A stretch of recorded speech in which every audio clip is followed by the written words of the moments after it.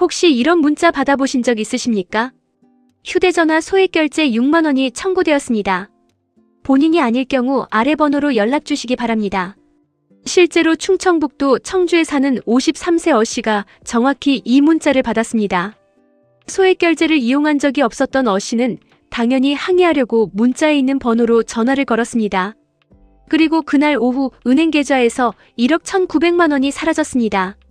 전화 한 통, 딱 그것 때문에 범죄자들은 처음부터 소액결제를 시킨 게 아닙니다. 그 문자는 미끼였습니다. 전국에 무작위로 뿌려놓고 전화해오는 사람을 기다린 겁니다. 전화를 거는 순간 그 사람은 타겟이 됩니다. 이유는 공식처럼 진행됩니다. 개인정보 유출됐다. 계좌가 범죄에 연루됐다. 지금 당장 조치하지 않으면 계좌가 동결된다. 그 말들 사이에서 어씨는 1억이 넘는 돈을 잃었습니다. 이게 2025년 현재 보이스피싱이 작동하는 방식입니다. 그리고 피해자의 30% 이상이 60대 이상 어르신입니다. 오늘은 세 가지를 정확하게 알려드리겠습니다. 보이스피싱이 어떻게 진행되는지, 만약 당했다면 돈을 돌려받을 수 있는지, 그리고 절대 당하지 않으려면 무엇을 기억해야 하는지 끝까지 보시면 오늘 바로 가족에게 전달할 수 있는 내용이 됩니다. 일부 지금 보이스피싱은 왜 더 위험해졌나? 보이스피싱이라는 단어 자체는 이제 모르는 사람이 없습니다. 그런데 아는 사람도 당합니다. 이유가 있습니다. 수법이 우리가 알고 있는 수준을 이미 훨씬 넘어섰기 때문입니다. 2024년 한 해 보이스피싱 피해액은 9,525억 원이었습니다. 2023년 4,616억 원의 2배가 넘습니다. 2025년에는 9월까지만 이미 9,867억 원을 기록했고 연말에는 1조 원을 넘길 것으로 관측됩니다. 전체 건수는 줄었는데 피해 금액은 폭등하고 있습니다. 이 말은 한 번 당했을 때 피해 규모가 훨씬 커졌다는 뜻입니다. 2023년 기준 1인당 평균 피해 금액은 1,700만 원이었는데 최근에는 평균 4,100만 원까지 올라갔습니다. 단순히 더 많이 당하는 게 아니라 한 번에 전 재산을 잃는 구조가 된 겁니다. 그리고 60대 이상 피해 비율이 계속 증가하고 있습니다. 2018년에는 전체의 16%였던 것이 2022년 상반기에는 56.8%까지 치솟았고 2025년 8월 기준으로는 30.6%를 기록하고 있습니다. 전체 보이스피싱 피해자 16,765명 중 5,131명이 60대 이상입니다. 전 연령대 중 가장 높은 비율입니다. 이건 무작위 범죄가 아닙니다. 처음부터 어르신을 겨냥한 구조입니다. 왜 이렇게 됐을까요? 기술 때문입니다. 지금의 보이스피싱은 해외에 거점을 둔 조직 범죄입니다. 이들은 실제 경찰청 번호, 실제 금융감독원 번호, 실제 검찰청 번호가 그대로 화면에 뜨도록 발신 번호를 조작합니다. 받는 사람은 공식 기관과 구분할 수 없습니다. 거기에 악성 앱까지 결합됩니다. 피해자가 앱을 설치하는 순간 그 스마트폰에서 오고 가는 전화와 문자가 전부 범죄자에게 먼저 전달됩니다. 가족에게 전화해서 확인하려 해도 그 전화가 범죄자에게 먼저 연결되는 겁니다. 그리고 이제는 AI까지 등장했습니다. 이부 AI가 자녀 목소리를 만들어냅니다. 2023년 부산에서 실제 있었던 일입니다. 60대 여성 어씨의 전화기의 딸 번호로 전화가 걸려왔습니다. 받자마자 들리는 목소리, 말투, 억양, 호흡까지 영락없는 딸이었습니다. 엄마, 나 친구 보증 섰는데 친구가 연락이 안 된대서 내가 잡혀왔어.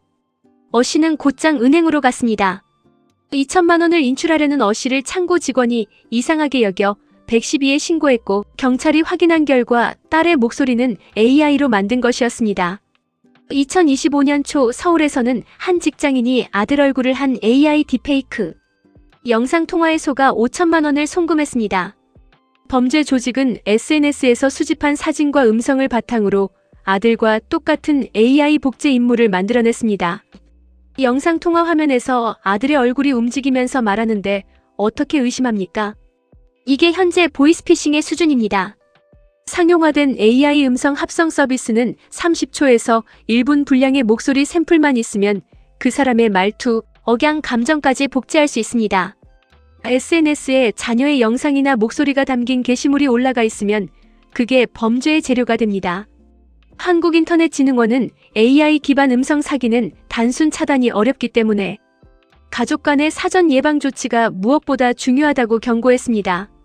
금융감독원과 경찰청은 AI 보이스피싱 대응 태스크포스를 운영 중이고 이동통신사들도 AI 딥보이스 탐지 기술 개발에 나서고 있습니다.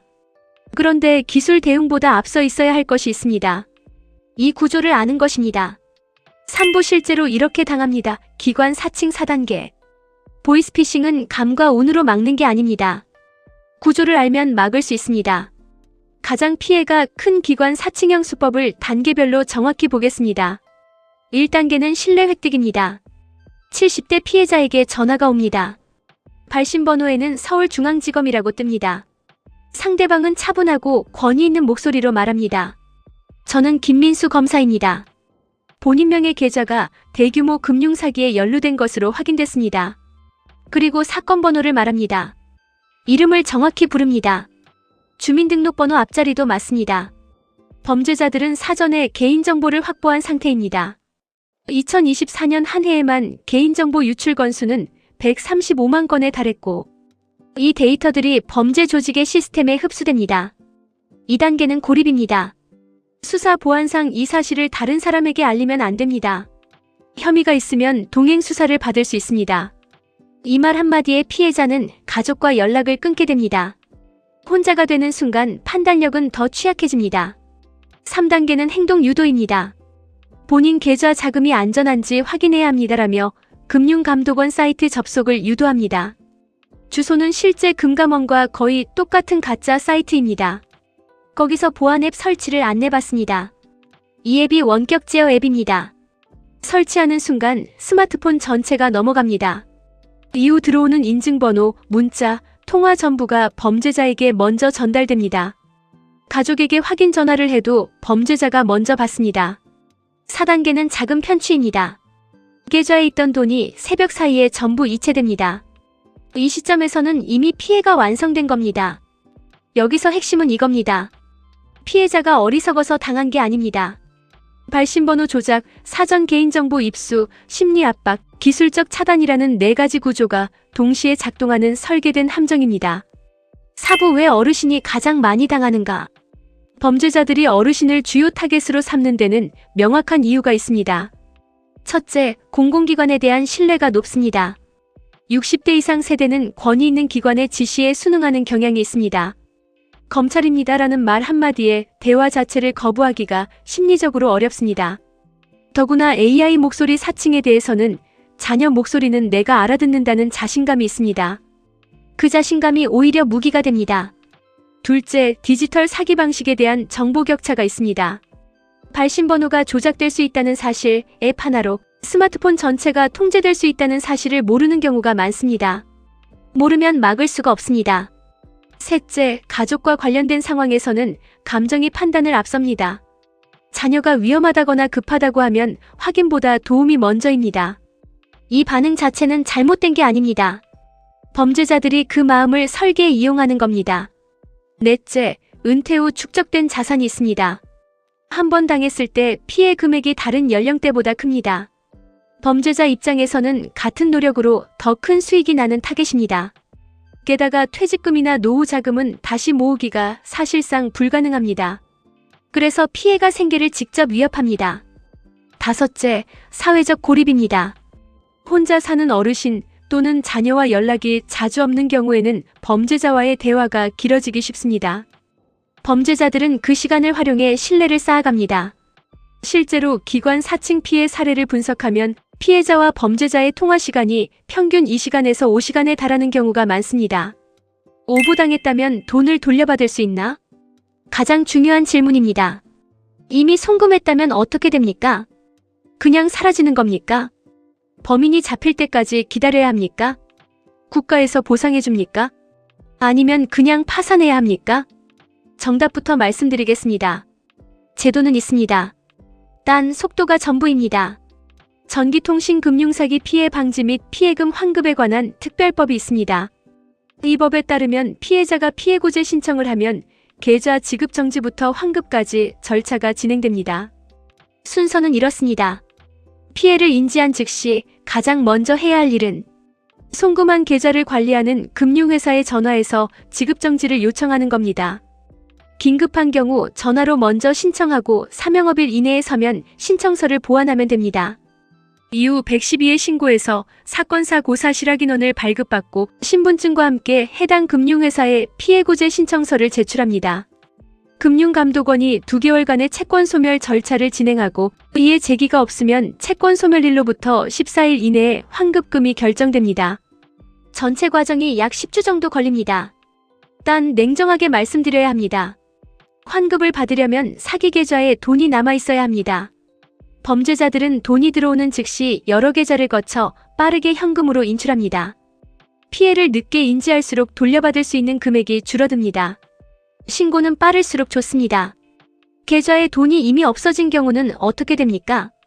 이 경우는 피해구제 절차와 별도로 경찰 수사를 통한 범인 검거와 피해금 환수 절차가 진행됩니다. 대한법률구조공단 전화 132번을 통해 무료 법률 상담을 받고 민사소송도 검토할 수 있습니다.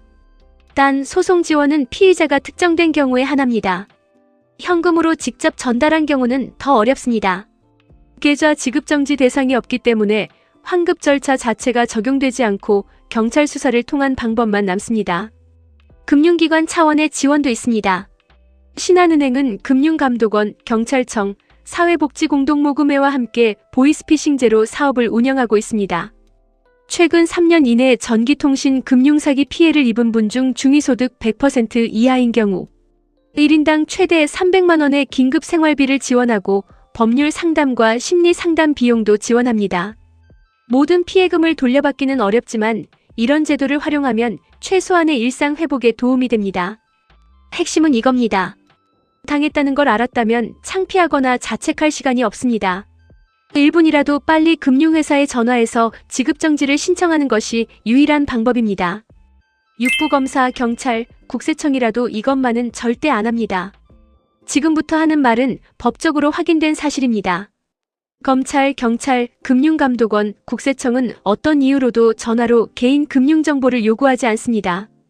계좌번호, 비밀번호, 인증번호를 전화로 물어보는 공공기관은 존재하지 않습니다. 계좌 이체나 현금 인출을 전화로 안내하는 수사기관도 없습니다.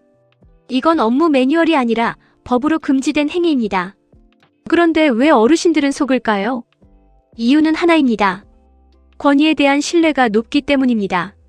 검사가 전화해서 저렇게 말하는데 설마 거짓말이겠어라는 생각이 판단보다 앞섭니다. 게다가 AI로 만든 목소리, 발신번호, 조작, 사전에 파악한 개인정보가 더해지면 아무리 조심하는 사람도 흔들릴 수 있습니다. 그래서 기준은 단순하게 만들어야 합니다. 내용이 아무리 그럴듯해도 상대방이 누구라고 주장하든 이 3가지 상황 중 하나라도 해당하면 그 자리에서 전화를 끊으시면 됩니다. 전화로 앱 설치를 요구하면 100% 사기입니다. 예외가 없습니다. 전화나 문자로 계좌 이체 또는 현금 인출을 요구하면 무조건 사기입니다. 공공기관이라고 밝히는 상대방이 개인 금융정보를 요청하면 사기입니다. 전화를 끊는 게 신뢰가 되지 않을까 걱정하실 필요 없습니다.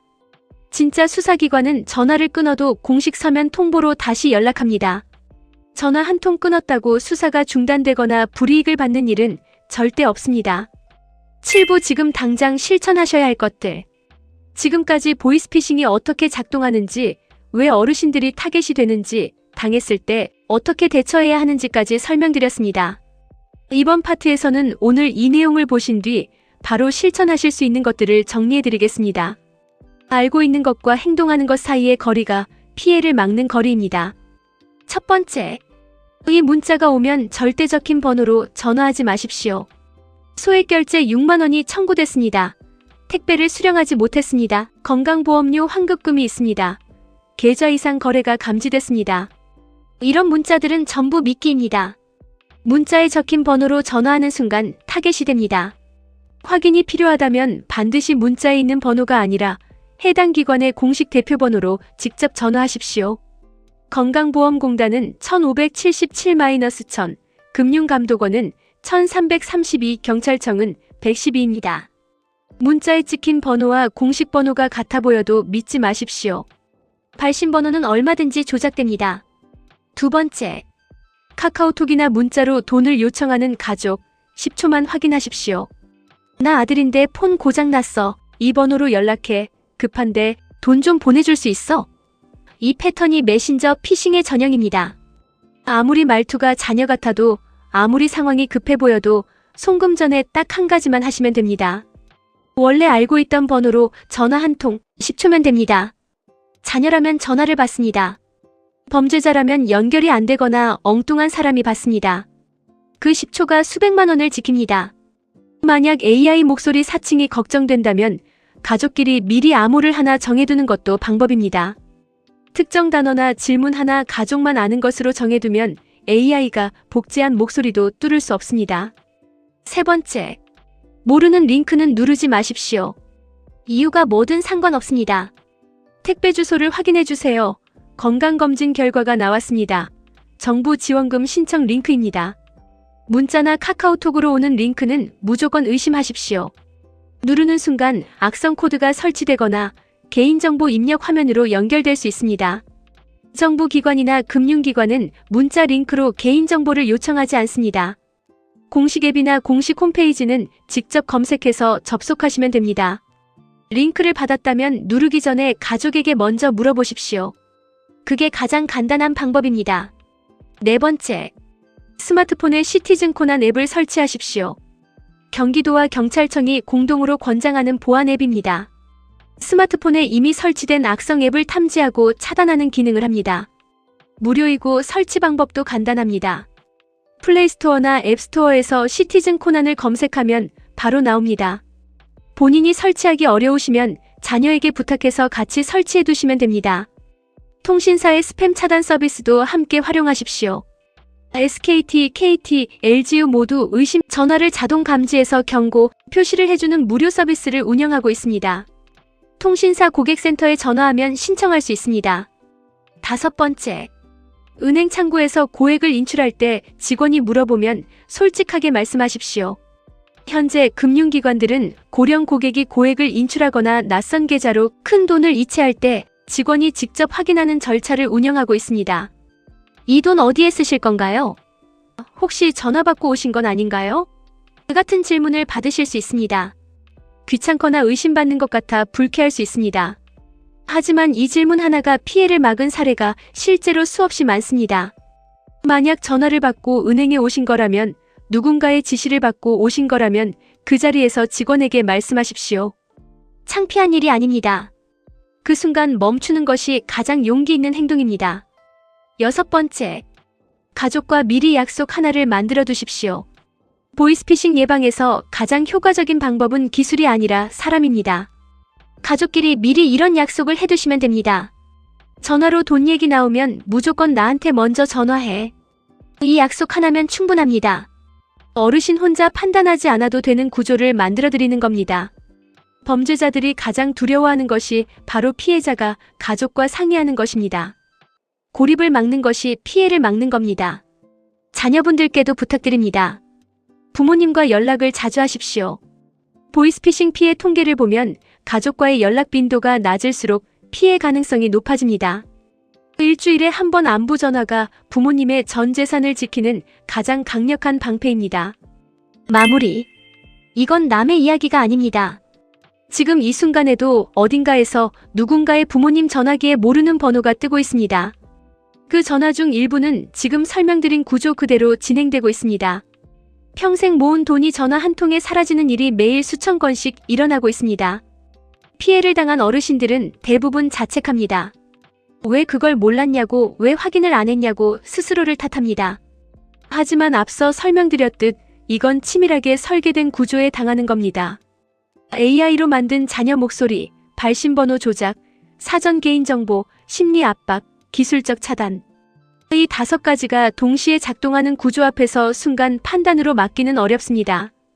당한 것이 부끄러운 게 아닙니다. 모르고 있었던 것이 문제입니다. 그래서 사전에 아는 것이 전부입니다. 오늘 이 내용을 보셨다면 지금 바로 부모님이나 주변 어르신에게 전달해 주십시오. 말 3마디면 됩니다. 전화로 앱 설치시키면 끊으세요. 돈 요구하면 저한테 먼저 전화 주세요. 검사, 경찰은 전화로 금융정보 안 물어봐요. 이 3문장이 전 재산을 지킬 수 있습니다. 아는 것이 지키는 겁니다.